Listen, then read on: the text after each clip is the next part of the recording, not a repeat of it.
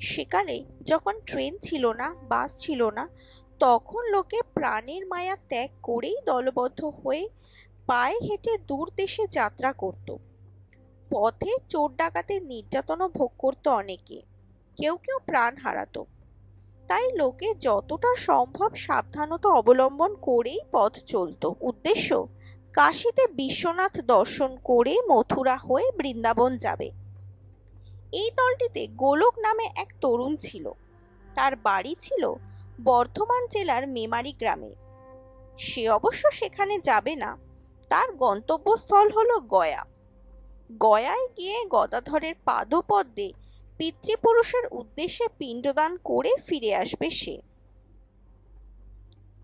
এই দলের সঙ্গে যেতে যেতে হঠাৎ এই দলের সঙ্গে যেতে যেতে গোলক হঠাৎ অসুস্থ হয়ে পড়ল। সঙ্গের লোকেরা ওকে অসুস্থ অবস্থাতেই ফেলে রেখে চলে গেল। যাওয়ার আগে বলে গেল, আমরা পাশের গ্রামে তোমার জন্য কাল সকাল পর্যন্ত অপেক্ষা করব। আশা করি এর মধ্যে তুমি আমাদের ধরে ফেলবে। গোলক আচ্ছা বলে একটি গাছতলায় গাছের গুড়িতে ঠেস দিয়ে শুয়ে পড়ল। ওর অসুস্থতার কারণ অবশ্য অন্য কিছুই নয়, শুধু পথশ্রমে এবং রোদে ঘুরে ভীষণ গা মাথা ঘুরছিল। সঙ্গে পায়ে হেঁটে এগোনোর মতো সমস্ত শক্তি হারিয়ে ফেলেছিল সে। যাই হোক, ক্লান্ত অবসন্ন দেহে গাছতলায় শুয়ে পড়তেই গভীর ঘুমে ঘুমিয়ে পড়ল গোলক। ঘুম যখন ভাঙল তখন শরীরও সুস্থ হয়েছে। গোলক চোখ মেলে দেখল চারিদিকে শুধু বন জঙ্গল আর ঘন অন্ধকার। এই অন্ধকারে তো সারাটা রাত গাছতলায় পড়ে থাকা যায় না, তাই একটু নিরাপদ আশ্রয়ের জন্য এগোলো সে। খানিক যাওয়ার পর এক জায়গায় একটু আলো দেখতে পেয়ে আশান্বিত হলো। আলো লক্ষ্য করে এগিয়ে গিয়ে সে দেখলো এক বর্ধিষ্ণু চাষি পরিবারের বাড়ি সেটা।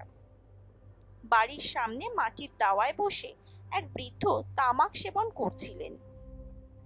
গোলক গিয়ে বিনীতভাবে তাকে বলল, মহাশয়ের কাছে আমার একটি নিবেদন আছে, রাখতে পারি কি? বৃদ্ধ ভদ্রলোক হুঁকো থেকে মুখ তুলে বললেন, কে আপনি? আমি একজন পথিক, দলছুট হয়ে একা পড়ে গেছি। আপনি আমাকে এক রাতের জন্য আপনার বাড়িতে আশ্রয়ের ব্যবস্থা করে দিতে পারেন? বৃদ্ধ দাওয়া থেকে নেমে এসে গোলকের মুখের দিকে তাকিয়ে বললেন, নিশ্চয় পারি, কিন্তু মহাশয়ের পরিচয়? গোলক বলল, দেখুন, আপনি আমার বাবার বয়সী লোক, এখন থেকে আপনি আমাকে আপনি আজ্ঞে করবেন না। আমার পরিচয় আপনাকে দিচ্ছি। আমার নাম গোলক বিহারী ভট্টাচার্য, বাড়ি মেমারি। যাচ্ছি গয়া ধামে আমার বাবা এবং অন্যান্যদের পিণ্ডদান করতে। আজ রাতটুকু শুধু আপনার বাড়িতে আমি থাকতে চাই। বৃদ্ধ খুবই খুশি হলেন গোলকের কথায়। বললেন, নিশ্চয় ভায়া, অমন একটি সৎকর্মে যাচ্ছ যখন, তখন আমার এখানে আহার আশ্রয় কিছুরই অভাব হবে না। আজ রাত্রে এখানে থেকে কাল ভোর ভোর রওনা দিও। গয়া এখান থেকে খুব বেশি দূর নয়। গয়া যাওয়ার সোজা পথটা কাল ভোরে আমি দেখিয়ে দেব। এটা সীমান্তের গ্রাম, বিহার বাংলা বর্ডার। এই বলে বৃদ্ধ গোলককে পরম সমাদরে ভেতর বাড়িতে নিয়ে গেলেন। ঘর গেরস্থালি জমজম করছে, মেয়েরা রান্নাঘরে রান্না করছে, ছেলেরা দাওয়ায় বসে সুর করে পদ্য পড়ছে। বৃদ্ধ গোলককে নিজের শোবার ঘরে নিয়ে গিয়ে বসালেন। তারপর শুরু করলেন নানা রকম গালগল্প। এদেশে নীলকর সাহেবরা কিরকম অত্যাচার করেছে, ইংরেজদের এদেশ থেকে কেন তাড়ানো হবে না, সেই সব আলোচনা করতে লাগলেন। এরই ফাঁকে এক সময় বললেন, আমি অনেকদিন ধরেই ঠিক তোমারই মতন একজনের প্রতীক্ষা করছিলাম, যে গয়ায় পিণ্ডি দিতে যাবে। গয়ায় যাওয়া কি চারটিখানি কথা? কত বন জঙ্গল নদী নালা পার হয়ে আসতে হবে, পাহাড় পর্বত ডিঙোতে হবে। তা ভায়া, আমার একটু উপকার করবে তুমি? বলুন, কি উপকার? যদি আমার সাধ্যের মধ্যে হয় তাহলে নিশ্চয়ই করব। তোমার সাধ্যের মধ্যেই হবে। তুমি তো গয়ায় যাচ্ছ, তা তা বলছিলাম কি, আমি তোমায় কয়েকটা নাম দেব, সেই নামে নামে তুমি একটি করে পিণ্ডি দিয়ে আসবে। এটা যদি তুমি করতে পারো তাহলে তোমার কাছে আমি সত্যিই কৃতজ্ঞ থাকব। গোলক বলল, এ আর এমন কি কথা, নিশ্চয়ই দেব।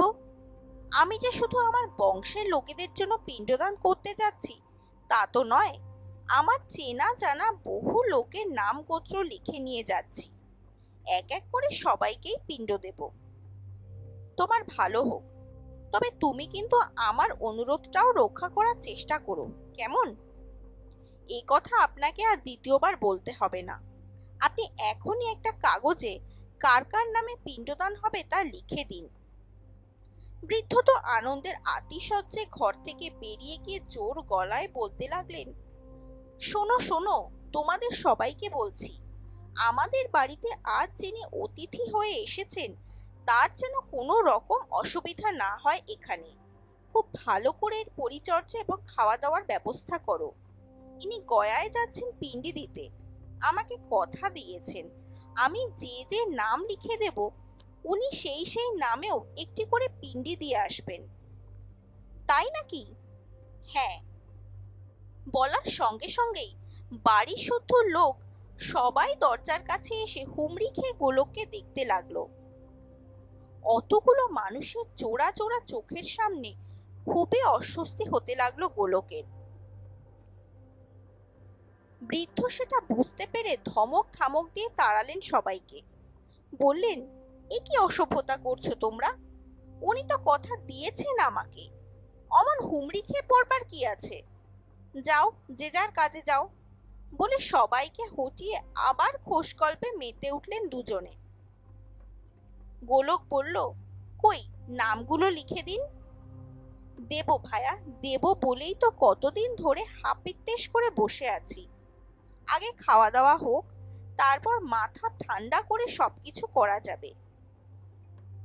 এমন সময় এক গলা ঘোমটা দিয়ে সম্ভবত বৃদ্ধের পুত্রবধূ দোরগোড়া এসে বললেন, ওনার ঠাই হয়ে গেছে বাবা, আসতে বলুন। বৃদ্ধ বললেন, হয়েছে? কোথায় দিলে? দালানে? হ্যাঁ। বৃদ্ধ গোলককে দালানে এনে বসালেন। সত্যিকারের ভদ্র পরিবার হলে যা হয়, সকলের সেই কি সুমধুর আতিথেয়তা। ভাত, চাল, ভাজা, মাছের কালিয়া, কোনো কিছুই বাদ নেই। এর উপর একজন বড় একটি বগি থালায় মস্ত একটি মাছের মুড়ো এনে পাতের কাছে রাখলো। মুড়োর বহর দেখে গোলকের চোখ কপালে উঠে গেল। বৃদ্ধ বললেন, এ আমার পুকুরের মাছ ভায়া, আমার বড় ছেলে ধরেছে। গোলক বলল, কিন্তু এত সব আয়োজন আমি খেতে পারবো কেন? খুব পারবে, বেশ ভালো করে পেট ভরে খাও। কবে বাড়ি থেকে বেরিয়েছো, কবে পৌঁছাবে তা ঠিক কি? গোলক মাথা হেঁট করে খেয়ে যেতে লাগলো। বৃদ্ধ সেই অবসরে কাগজ কলম নিয়ে বসলেন। অনেক ভেবে চিন্তে একটা নামের তালিকাও তৈরি করে ফেললেন। তারপর খাওয়া দাওয়ার পর গোলক যখন বিছানায় শুতে এলো, বৃদ্ধ তখন তালিকাটি দেখালেন গোলককে। মোট 12 জনের নাম আছে তাতে। এর মধ্যে একটি নাম কৃষ্ণকান্ত ভাদুরী। বৃদ্ধ বললেন, তুমি তো পিণ্ডি দেবে, তবে ভায়া হুঁশ রেখো এই নামটি যেন কোনো রকমে বাদ না পড়ে, কেমন? গোলক বলল, না না, বাদ পড়বে কেন? কোনো নামই বাদ পড়বে না। কাগজটি যথাস্থানে রেখে গোলক শুয়ে পড়ল। বৃদ্ধও একপাশে শুলেন। মাটির ঘর, খড়ের চালা। সারাদিনের হাঁটার পরিশ্রমে ক্লান্ত গোলক পরিতৃপ্ত আহারের ফলে শোয়া মাত্রই ঘুমিয়ে পড়ল। ঘুম ভাঙল বৃদ্ধের ডাকে। তখন শেষ রাত। বৃদ্ধ ডাকলেন, ভায়া, ভায়া হে, এবার উঠে পড়ো, রাত শেষ হয়ে আসছে, অনেক দূরের পথ যেতে হবে তোমাকে। গোলক উঠে পড়ল, তারপর মুখ হাত ধুয়ে যাবার জন্য তৈরি হলো। বৃদ্ধ বললেন, তাহলে ভায়া যা বললাম মনে আছে তো? এই নামটা যেন কোনো রকমে বাদ না পড়ে।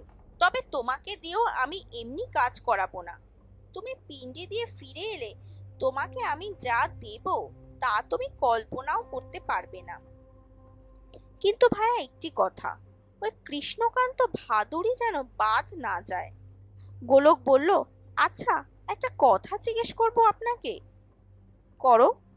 আমি তো আপনাকে বারবার বলছি কোনো নামই বাদ পড়বে না, তা সত্ত্বেও আপনি বিশেষভাবে ওই নামটির ওপরেই জোর দিচ্ছেন কেন? বৃদ্ধ একটু চুপ করে থেকে বললেন, ওটা আমার নাম। গোলকের চোখ তখন কপালে উঠে গেছে। তার মানে? তাহলে তোমাকে সত্যি কথাটাই খুলে বলি।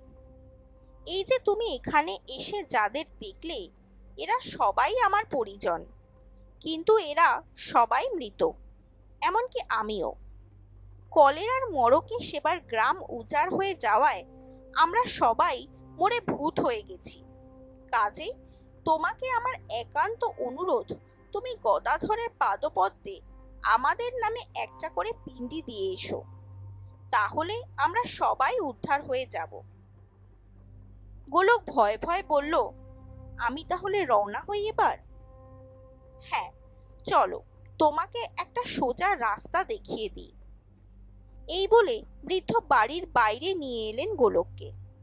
এসে বললেন, আর হ্যাঁ, ওই যে ওখানে বেলগাছটা দেখছো, ওই বেলগাছের নিচে আমাদের পিতৃপুরুষের 10 ঘড়া সোনার মোহর পোতা আছে।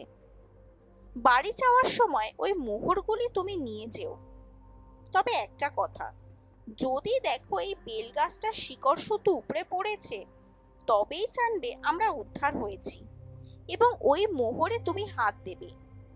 নচেত যদি দিনে মানে আসো, আমার জন্য সন্ধে পর্যন্ত অপেক্ষা করবে, কেমন? গোলক বলল, আচ্ছা, বলে বৃদ্ধের নির্দেশিত পথে রওনা হলো। বৃদ্ধ বললেন, এমনিতে গয়া এখান থেকে 7 দিনের পথ, তবে আমার প্রভাবে তুমি এই পথে গেলে কাল সকালেই পৌঁছে যাবে। গোলক সেই পথেই অগ্রসর হলো। যথা নিয়মে গয়ায় গিয়ে নিষ্ঠার সঙ্গে সকলেরই পিণ্ডদান করলো গোলক। বিশেষ করে বৃদ্ধের অনুরোধে তার পিণ্ডটাই ভালো করে দিল। তারপর মোহরের লোভে আবার এসে উপস্থিত হলো সেই স্থানে। তখন ভর্তি দুপুরবেলা। রাতের অন্ধকারে বৃদ্ধের যে বাড়িটি সে দেখেছিল, সেই বাড়িটি দেখলো ধ্বংসস্তূপ হয়ে পড়ে আছে। কিন্তু এ কি, বেলগাছ ওপড়ায়নি কেন? তাহলে কি ওরা উদ্ধার হয়নি? যাই হোক, বৃদ্ধের কথা মতো গোলক সন্ধে পর্যন্ত অপেক্ষা করতে লাগলো। সন্ধ্যের পরেই বৃদ্ধের আবছা শরীর ফুটে উঠল সে ভাঙা বাড়ির ভিতর থেকে। বৃদ্ধ বেরিয়ে এসে বললেন, তোমাকে ধন্যবাদ ভায়া, আমার বংশের সবাই উদ্ধার হয়ে গেছে, একমাত্র আমি ছাড়া। গোলক বলল, কেন? আপনার পিণ্ড তো আমি বেশ যত্ন করে খুব ভালোভাবে দিয়েছি। তা দিয়েছ, তবে কি জানো, আমি অত্যন্ত খুঁতখুঁতে লোক। আমার পিণ্ডিটার ওপর একটা চুল পড়েছিল, তাই আমি সেটা খেতে পারিনি। তোমাকে আমার জন্য আর একবার কষ্ট করে যেতে হবে লক্ষ্মী ভায়া আমার। গোলক বলল, বেশ, যাব। বৃদ্ধ বললেন, তাহলে আর দেরি না করে তুমি এখনই চলে যাও, সোজা পথটা তোমাকে আমি বাতলে দিচ্ছি। বৃদ্ধের নির্দেশ মতো পথ ধরে সেই রাত্রেই আবার গয়ায় ফিরে এলো গোলক এবং রাতটা ধর্মশালায় কাটিয়ে পরদিন সকালে আবার বেশ ভালো করে পিণ্ডি দিল বৃদ্ধের নামে। তারপর আবার ফিরে এলো সেই গ্রামে। কিন্তু এ কি, বেলগাছ তো ওপড়ায়নি, যেমনকার গাছ তেমনই আছে। গোলকের মনটা খুব খারাপ হয়ে গেল। তবু সে সন্ধে পর্যন্ত অপেক্ষা করতে লাগলো বৃদ্ধের বাড়িতে। সন্ধে উত্তীর্ণ হতেই বৃদ্ধের আবির্ভাব হলো। একটু যেন কুণ্ঠার সঙ্গে বৃদ্ধ বললেন, না ভায়া, আমি আর উদ্ধার হলাম না। কেন, আমার কি আবার ত্রুটি হলো? না, এবারে হলো কি, অন্যান্য কিছু ভূত যারা আমার বন্ধু বান্ধবের মতো এবং স্থানান্তরে ছিল, তারা কিভাবে যেন খবর পেয়ে এসে হাজির হলো আমার কাছে। তারা কিছুতেই আমাকে ছাড়লো না। সবাই এসে হাতে পায়ে ধরতে লাগলো। বলল, আমি উদ্ধার হয়ে গেলে ওরা একেবারে অসহায় হয়ে পড়বে। তাই ওদের মুখ চেয়ে তুমি যখন পিণ্ডি দিচ্ছিলে, আমি তখন মুখে বটপাতা চাপা দিয়ে বসেছিলাম। যা, তাহলে তাহলে আর কি হবে? আমি যেমনকার তেমনই রইলাম। তবে হ্যাঁ, তোমার সঙ্গে বেইমানি করব না। ওই বেলগাছের গোড়ায় 10 খড়া মোহর পোতা আছে, ওসবই তুমি নিয়ে যাও। তা না হয় নেব, কিন্তু 10 খড়া মোহর আমি বইব কি করে, সে ভাবনা আমার। বলেই বৃদ্ধ 3বার হাতে তালি দিলেন। তালি দেওয়ার সঙ্গে সঙ্গে বিচ্ছিরি চেহারার কিছু ভূত এসে হাজির হলো সেখানে। বৃদ্ধ বললেন, ওই বেলগাছের নিচে 10 খড়া মোহর আছে, বার করো। ভূতেরা তাই করলো। ওগুলো নিয়ে তোমাদের বর্ধমান জেলার মেমারি গ্রামে যেতে হবে। ওর বাড়িতে পৌঁছে দিতে হবে, এই তো? হ্যাঁ, যথা আজ্ঞা। উনিও তাহলে আমাদের সঙ্গে আসুন না কেন? বৃদ্ধ বললেন, খুবই ভালো হয় তাহলে। তবে একটা কথা, উনি কিন্তু আমার অতিথি এবং আমার বিশেষ উপকার করেছেন। ওর যেন কোনো রকম অসুবিধে না হয়, সেদিকে কিন্তু নজর রেখো। ভূতেরা বলল, সে আমরা জানি, ও বিষয়ে কিছু বলে দিতে হবে না আপনাকে। ওকে আমরা রাজার মর্যাদায় নিয়ে যাব। বৃদ্ধের কথা মতো ভূতেদের সাহায্যে গোলক 10 খড়া মোহর নিয়ে ঘরে ফিরল। সে এবং তার বাড়ির লোকেরা খুব চাপা বলে মোহরের কথা কেউ জানতে পারল না। অল্প দিনের মধ্যেই গোলক মস্ত বড়লোক হয়ে উঠল।